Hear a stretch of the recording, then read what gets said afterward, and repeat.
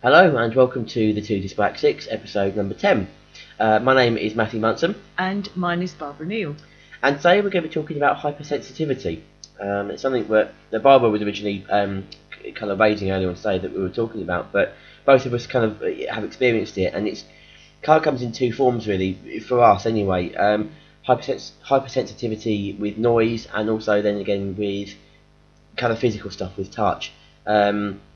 It was you that originally mentioned the sound side of it, wasn't it? Yes, indeed, yeah, because I've been to a few festivals and things, and last year there was a festival I went to where there was lots of socialising, lots of dance, lots of meditation, and it was absolutely fantastic with a brilliant social side. But I borrowed a camper van, and excuse me, I found it was absolutely essential for me to just get away and be on my own part of the time, because I think it's the sounds, the colours, and all sorts of things that are coming in, and it really does get a bit too much. I just have to switch off and just be on my own, be quiet for a while, and that happens quite often. And just kind of recuperate in a way as well. Indeed. And with my, it may surprise you to learn that I have another a day job as opposed to just the Two Dyspraxics. I thought you were going to say you have a day job as a postie. As opposed to. As opposed to. Can you imagine? I can imagine that. I couldn't do that. Dyspraxic postie. That would be that's another vlog probably. Oh yes, that's another vlog. We can talk about that. Definitely. But in my day job, I deal with a lot of people. I work as part of a very large team. Deal with a lot of members of the public on a daily basis, so it's a very busy, very thriving environment, which is good and it's interesting and exciting, and no 2 days are the same.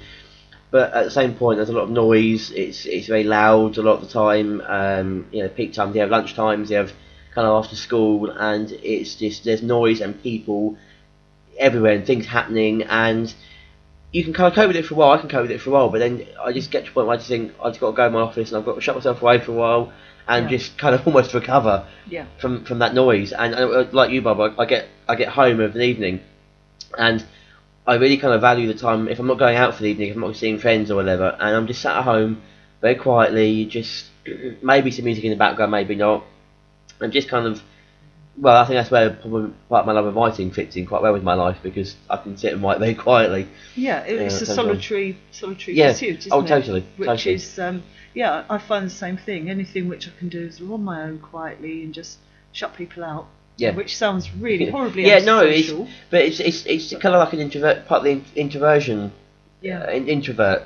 It's just, kind of thing, but it is, as you say, it's like recovering, because there's so much being bombarded with noise and people and things going on that it really does get too much, and it's a case of having to just stop and do something quiet, just be alone, be quiet, recharge not your have anything on the agenda, just to sort of be there and then the next day you're fine again. You can start back on another few days of being able to cope with it a bit more. Totally. But I think that's kind of the more noticeable sides for both of us. I think when we were talking about it earlier, both of us really experienced that side of things, and I think that's, I mean, both of us perhaps have a slightly introverted personality in a sense, although you probably wouldn't get it from these vlogs, to be fair. I've hardly thought of that.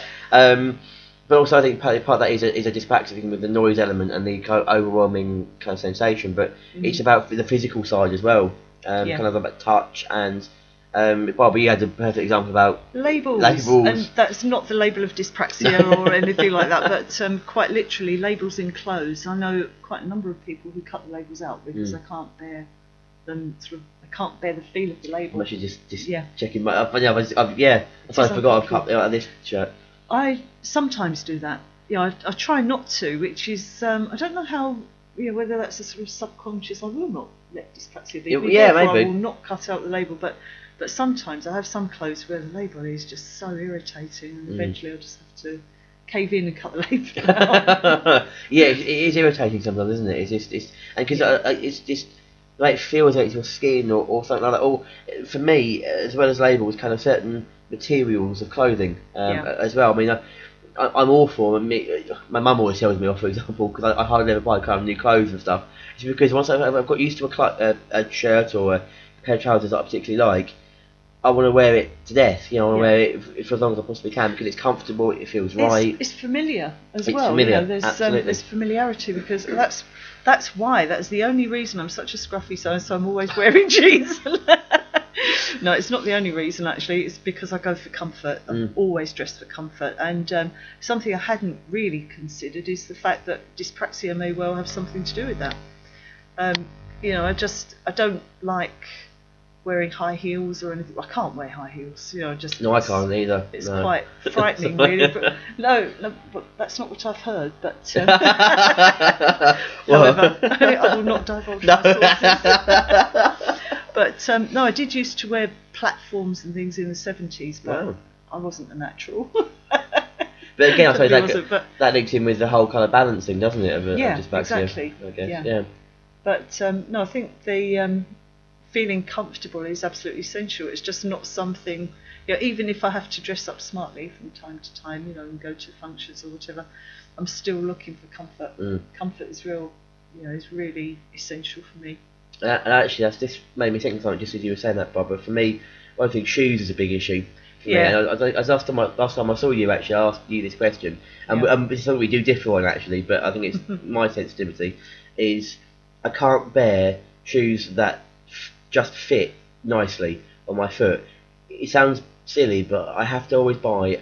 I'm a 7.5 to 8 in my shoe size, and I always have to buy either an 8.5 if they still do at halves. Not everyone does, or a 9 in my shoe, and I pad out part of the shoe with kind of cotton wool or some tissues. And that sounds bizarre, but I can't wear a shoe that fits uniform against my foot. I have to wear something else, a bigger size, and then pad it out. Otherwise, it just feels too I feel too unbalanced with the shoe. It doesn't sound daft to me. I mean, I don't actually have that myself. You know, I can wear a pair of shoes that I've designed to fit my feet and do fit my feet, funny enough. But I do find it very difficult to get comfortable shoes and comfortable sandals. And I think there's only ever been one pair I've ever bought of sandals, which I just put them on in the shop and just wore them, and they were absolutely fine. Because I don't like when they rub your feet and things like that anyway. Which I think a lot of people, it's not just dyspraxics who suffer from that, obviously, but it's very important for me to have comfortable flat shoes. You know, because I just can't bear wearing anything that's uncomfortable. And it's not a case of, well, you know, I prefer comfort over discomfort. It's not really as cut and dried as that. I think it is because I can't cope with something that's uncomfortable. I'd much rather choose comfort over fashion any day. Yeah. You know, I just can't. Obviously. Look at what I'm wearing. Seriously, I'm not a fashion guru. Although that's actually not that's not what we've been telling people. Yeah, that's true. If you watch the special edition, there's a special edition we've got on fashion.